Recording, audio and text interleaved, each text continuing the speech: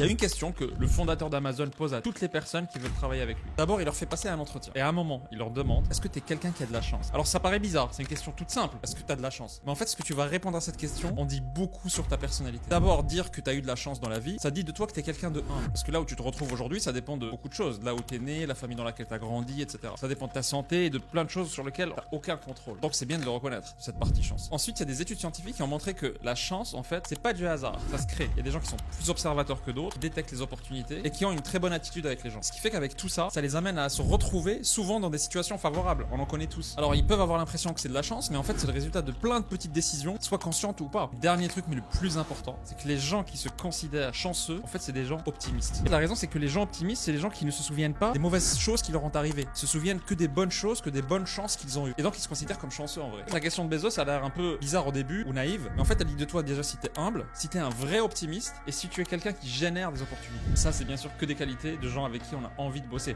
Donc les gens qui pensent être chanceux, c'est ceux que tu dois embaucher en fait.